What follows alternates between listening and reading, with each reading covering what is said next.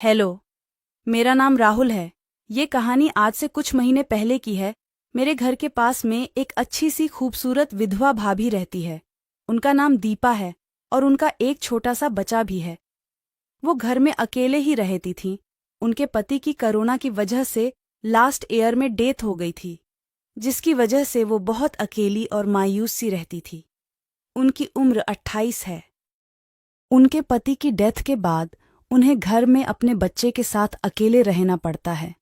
उनके पति की डेथ के कुछ महीने बाद उनके बच्चे के भविष्य के लिए उन्होंने अपने बच्चे को मेरे पास ट्यूशन के लिए एक दिन बोले थे, जिसकी वजह से मैं उनके घर पर बच्चे को रोज पढ़ने जाता था। जब मैं उनके घर जाता तो वो हमेशा घर के काम करती रहती थीं। ऐसा कुछ दिन चला।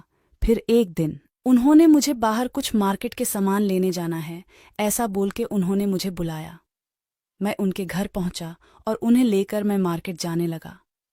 तब गाड़ी चलाते वक्त ब्रेकर की वजह से मैंने ब्रेक लगाया, जिसे उन्होंने मुझे पकड़ लिया और फिर हम धीरे धीरे मार्केट पहुंचे। फिर वो अपना सामान लेने लगी। तब मैंने देखा कि वो आज कुछ ज़्यादा ही खूबसूरत लग रही थी। अब मेरे उनके बारे में फीलिंग्स चेंज होने लगी थीं। फिर जब हम रिटर्न घर के लिए निकले, तब मैंने गाड़ी को एक आइसक्रीम की शॉप के पास रोका और उनको आइसक्रीम ऑफर की, जो उन्होंने मना कर दिया। फिर मेरे ज़्यादा फोर्स करने पर वो आइसक्रीम खाने को तैयार हुई। वो आइसक्रीम खाए और फिर मैं उन्हें बाइक पर बैठाकर घर लेके आने लगा। मैं उनसे बातें करने लगा और हम घर पहुंच गए।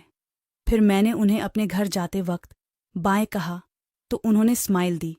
अब मैं उनके घर रोज जब जाता तो उनको से बातें करने की कोशिश करता और हम धीरे धीरे बात करने लगे।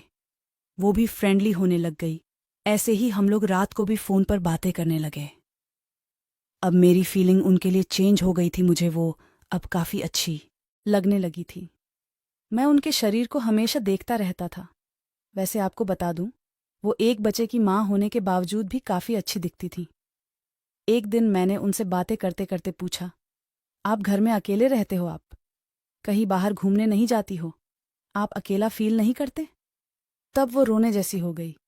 फिर उन्होंने अपने पति की डेथ के बारे मुझे बताने लगी और रोने लगी। उन्हें रोता